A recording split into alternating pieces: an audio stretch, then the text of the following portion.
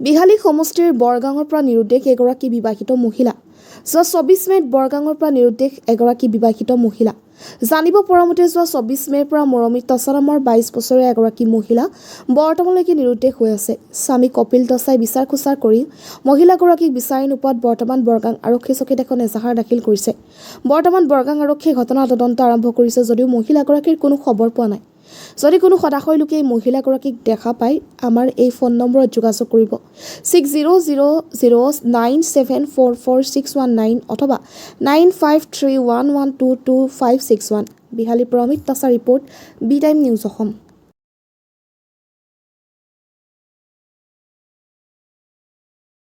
আপোনাৰ যোৱা মাহৰ মে' মাহৰ 24 তাৰিখে ৰাতিপুৱা মোক খানা চানা বনাই দিলে, টিফিন চিফিন ভৰাই দিলে আৰু মই গুচি গ'লোঁ কামত। আৰু তেওঁ দিনৰ 11টামান বজাত চেণ্টাৰ যাম বুলি ক'লে আৰু ওলাই গুচি গ'ল। সৰু পোৱালি এটা আছে লগত। কিমান বছৰ পোৱালি? পোৱালিটো 2.5 বছৰ হৈছে। ছোৱালী মানুহ। ছোৱালী আছিলে? হয়। আজি কিমান দিন হ'ল? আজি আপোনাৰ প্ৰায় 20 দিনমান হৈছে আৰু আমি বৰগাং আৰক্ষী চকীতো এজাহাৰ দাখিল কৰিছিলোঁ। তেওঁলোকেও বিচাৰি আছে। বৰ্তমান এতিয়ালৈকে খবৰ পোৱা নাই। আৰু মই মিডিয়াত মতাৰ কাৰণটো হ'ল যে আজি 20 দিন হৈ গ'ল বিচাৰি পোৱা নাই, আৰু সেইটো কাৰণে আমি মিডিয়াক খবৰটো দিয়া হৈছে আৰু বিচাৰিবলৈ অনুৰোধ কৰিছোঁ।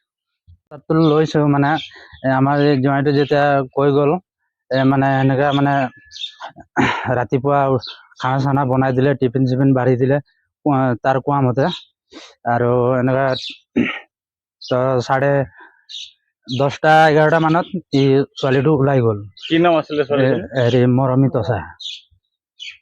টছা। ই 10:30-11টাত ওলাই গ'ল।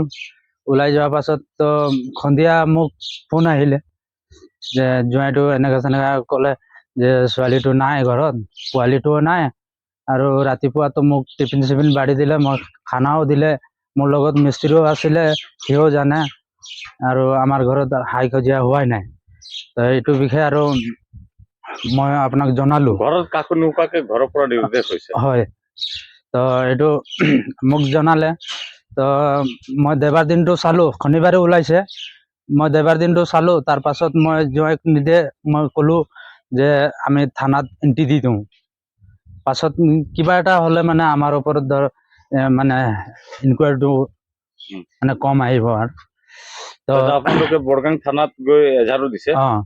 ফটোও দিছে আৰু তাৰ কিবা ফোন চোন আহিছে নেকি তেওঁ এই ছোৱালীৰ ফালৰ পৰা?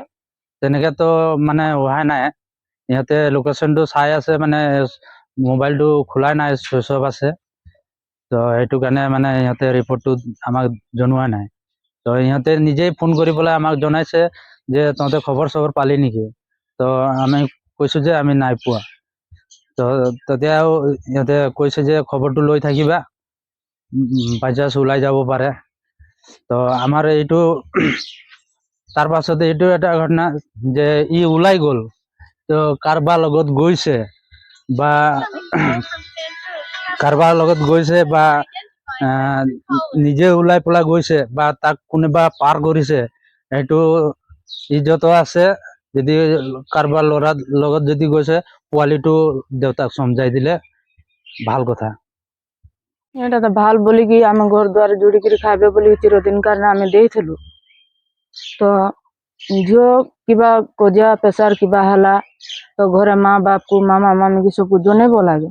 তো আমি এটা কিবা গোটে হেরি নি থাকু, তো এইগুলা কিছু নাই জনেইকি আর সে মনে মনে ঘরু উলাই যাইছি। মু কামদারি যাইଥିଲି, কামদারি আইকি যেমতি ঘরে বইছি, জুই ফোন করলা যে এমতি সেমতি কথা।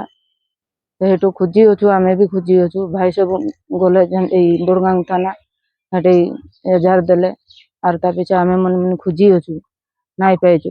সে যোঠে भी অছি জি भी করু, মুটা রখিলা না নাই রখিলা সেটা কইবাক নাই লাগে, আমি খালি ছুয়াটাকে দরকার।